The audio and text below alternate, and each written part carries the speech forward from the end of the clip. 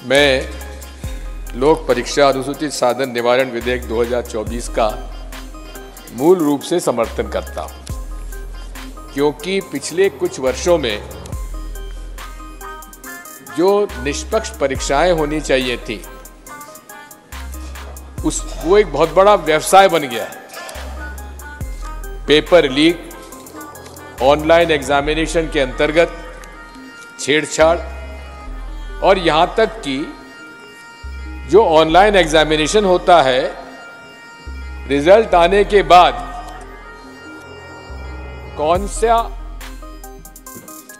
Paper आसान था उसमें नंबर बढ़ा दिए जाते हैं और जो कठिन था उसमें नंबर कम कर दिए जाते हैं। उसको कहते हैं नॉर्मलाइजेशन।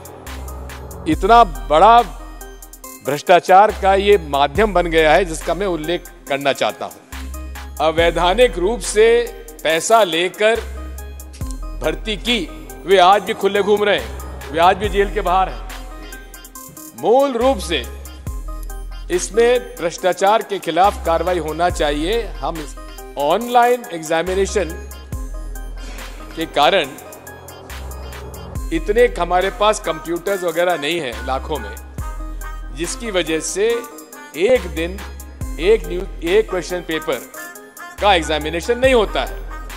इसलिए अलग अलग दिनों पर अलग अलग क्वेश्चन के आधार पर परीक्षा होती है और उसमें ही नॉर्मलाइजेशन का ये प्रोसेस उन्होंने शामिल कर दिया है। इसलिए ऑनलाइन परीक्षा एक बहुत बड़ा भ्रष्टाचार का कारण बन गई है, एक माध्यम बन गया है। और ऐसी कंपनीज इसमें शामिल हो गई हैं जो ब्लैक लिस्टेड होने के बाद भी दूसरे प्रांतों में जाकर वो अपना ठेका ले लेते हैं और खुलेआम व्यवसाय हो रहा है।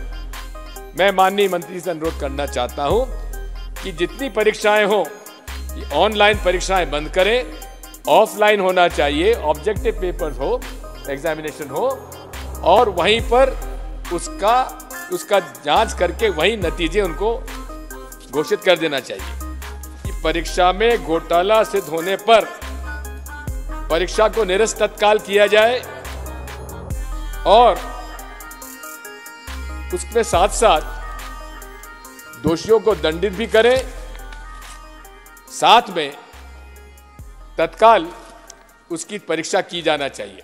उदाहरण के लिए मध्य प्रदेश में 2018-19 की परीक्षा पब्लिक सर्विस कमीशन की हुई और वो विवादित हो गई क्योंकि परीक्षा पेपर आउट हो गया था। 5 साल तक उसमें आज तक कोई निर्णय नहीं हो पाया है। इसलिए मेरा अनुरोध यह है उसमें भी समय सीमा तय की जाना चाहिए। मैं अंत में माननीय सभापति महोदय आपसे यही अनुरोध करूंगा कि चूंकि ये कॉन्करेंट सब्जेक्ट है, इसलिए जहां राज्यों की मांग अगर आती है तो या तो वो खुद इस प्रकार का कानून अपने राज्य में लाएं या इस कानून को लागू करने के लिए भी यहाँ का, क्योंकि अथॉरिटी आपको दे सकते हैं, आपको ऑथोराइज किया जाए ताकि उसमें शामिल किया जाए। बहुत बहुत धन्यवाद। धन्यवाद दिग्विजय सिंह जी।